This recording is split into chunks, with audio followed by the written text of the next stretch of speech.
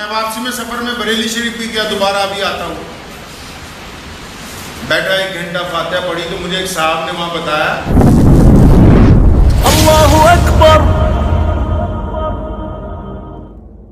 صلی اللہ تعالیٰ علیہ وسلم نے وہ کون سا طریقہ کار ہے جو دنیا کو دیا کہ اسلام ہم تک پہنچا، اس طریقے کو چھوڑ دیا،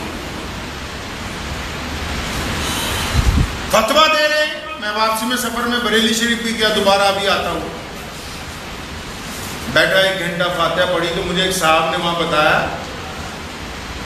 کہ جی پچھلے ہفتے کچھ لڑکے آ گئے دیوبند سے فاتحہ پڑھنے کے لیے، ان کو پتہ لگا تو ان کو بہت مارا۔ میں کہا سبحان اللہ۔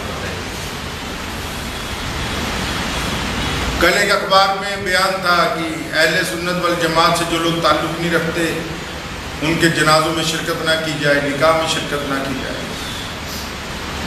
جس دن ہلاکو خان نے بغداد کے اوپر حملہ کیا نا، یہ بریلوی اور دیوبندی دونوں وہ اس وقت کے جن کو شافعی اور حنبلی سمجھ لیجیے، تو بغداد کے ایک چوراہے پر آدھے لوگ اس طرف کھڑے اور آدھے لوگ اس طرف کھڑے، اس بات پر بحث ہو رہی کہ نماز میں رفع دین ہونی چاہیے یا نہیں ہونی چاہیے۔ رفع دین کہتے ہیں 2 ہاتھ اٹھانے رکوع سے پہلے۔ تو ایک مجاہد گیا، اس نے جا کے بتایا کہ ہلاکو نے حملہ کر دیا ہے تتاریوں نے، اور لاکھوں فوجیں باہر کھڑی ہیں، دروازہ توڑ رہی ہیں۔ تو اس وقت کے ایسے ہی بدبخت مولوی سرکاری کہنے لگے نہیں، پہلے اس بات کا تو فیصلہ ہو جائے کہ ہم سنی ہیں کہ دیوبندی ہیں، پہلے یہ فیصلہ تو کر لو کہ ہم کون ہیں۔ ہم تبلیغی جماعت والے ہیں، جماعت اسلامی والے ہیں، سنی ہیں، بریلوی ہیں، انصاری ہیں، پٹھان ہیں، قریشی ہیں، کیا ہے؟ اس بات کا تو فیصلہ ہو جائے گا۔ آپ اگر ابن بطوطہ کو پڑھیں گے، ابن خلدون کی تاریخ اگر کبھی آپ اٹھائیں گے تو مفسرین نے لکھا ہے کہ بغداد کی گلی کوچوں میں جب تاتاریوں کے فوجی فتح حاصل کرنے کے بعد چل رہے تھے، ان کے گھوڑوں کی جو پونچھیں ہیں یعنی پیر جو ہیں گھوڑوں کے، وہ خون میں ڈوبے ہوئے تھے، اتنا خون گلی کوچوں کے اندر بہایا گیا تھا ایک دن۔ کیوں؟ کیونکہ یہ آپس میں ان میں اتفاق نہیں۔ دنیا میں مذاہب کی لڑائی نہیں ہے، عقائد کی لڑائی۔ دنیا میں کمزور اور طاقتور کے درمیان ایک جنگ ہے پوری دنیا میں، گھر سے لے کر حکمرانوں کے ایوانوں تک۔ تبھی تو رسول اللہ نے کہا کہ اللہ کریم کو کمزور مومن کی بنسبت طاقتور مومن پسند۔ رسول اللہ نے کہا اللہ کو کمزور مومن کی بنسبت طاقتور مومن۔ دنیا کو کون لوگ پسند؟ آپ بتائیے، دنیا میں زیادہ لوگ کس کو پسند کرتے ہیں؟ چاہے ہندوستان ہو یا امریکہ ہو، جاپان ہو یا فرانس ہو، چائنا ہو یا ٹوکیو، لوگ اس کو پسند کرتے ہیں جو زیادہ طاقتور ہے۔ لوگ اس کو پسند کرتے ہیں جو اقتدار میں ہوتا ہے۔ جسمانی طور پر بھی لوگ اس کو پسند کرتے ہیں جس میں طاقت زیادہ ہوتی ہے۔ حضور اکرم صلی اللہ علیہ وسلم نے کمزور لوگوں کو ہی تو اٹھایا کہ تم طاقتور کے مقابلے میں کھڑے ہو جاؤ تاکہ تم پر ظلم نہ ہو۔ یہ کون سے عقائد اور نظریات ہیں؟ آپ کہتے ہیں، میں پوچھنا چاہتا ہوں دیوبندیوں سے بھی، بریلویوں سے بھی، دونوں سے، کتنے سال ہوئے ہیں تمہارے وجود کو؟ کسی کا کوئی میں بے عزتی کرنے کا ارادہ نہیں، میں پوچھنا چاہتا ہوں آخر کتنے سال سے تم وجود میں ہو؟ بتاؤ تو صحیح، تمہارا باپ کتنے سال پہلے اسلام کو لایا، اس کا باپ کتنے سال ہو گئے؟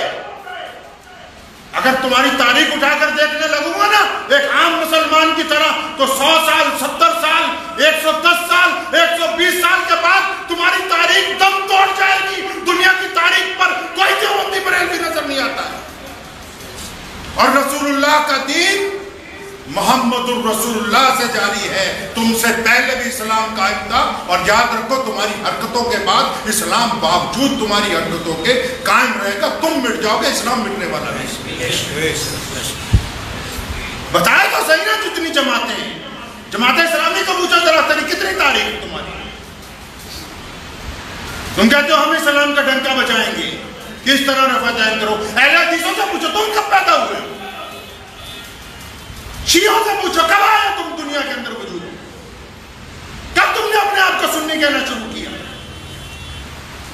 इस्लाम के नाम पर ढोल तमाशा शुरू कर रखा है। जब कोई मुसलमान किसी गरीब मुसलमान को घेर के एक भीड़ मारती है, उस वक्त बिलक बिलक के अपने घरों में रोते हो। क्या इस काम के लिए तुम्हें देवबंदी, बरेलवी, अंसारी, शिया और कुरैशी बनाया गया? शर्म और हया उतार कर फेंक दी इस कौम। इतनी भी गैरत बाकी नहीं रही कि हम ये देखें कि हम मोहम्मद रसूलुल्लाह सल्लल्लाहु अलैहि वसल्लम की उम्मत में से। तुम कहते हो कि हम देवबंदी हैं, बरेलवी हैं, हम अंसारी हैं, हम कुरैशी हैं, हम शिया हैं, सुन्नी हैं, लेकिन जो पिटाई करने वाला है उसने तो एक दफा नहीं पूछा तबरेज को कि जरा ये तो बता कि तेरा चिल्ला लगाया कि नहीं।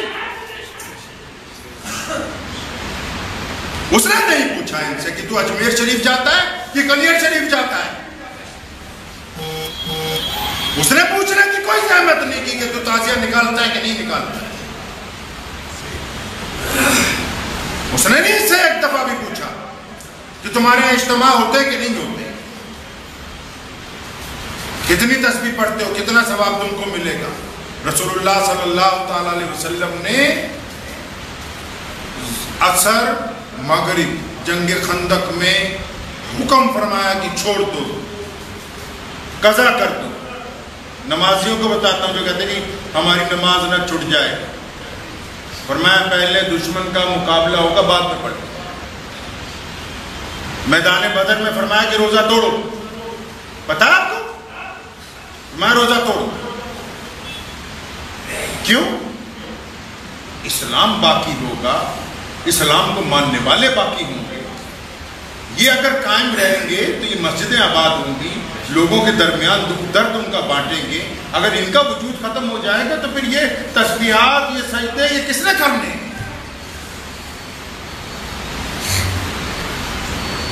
ये जितने लीडर बने फिरते हैं फेसबुक ये भी ये जी कौम को जोड़ने की बात करेंगे, जोड़ने की बात करेंगे। इन सबको बोलो एक जगह आके इकट्ठे होकर बैठ जाओ, जरा कोई बात करनी है तो सारे कहेंगे नहीं जी प्रधान कौन होगा पहले ये बताओ।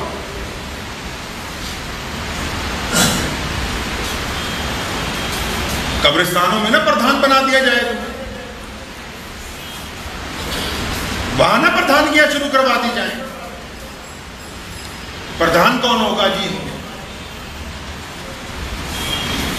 लोग अपने अमीर को अमीर नहीं मानते। हर बंदा चाहता है कि मेरे मिजाज के मुताबिक सिस्टम को चलना चाहिए। जब तक अपने दीन के मिजाज को शामिल नहीं करेंगे अपने दरमियान, कोई भी सिस्टम कामयाब नहीं हो सकता।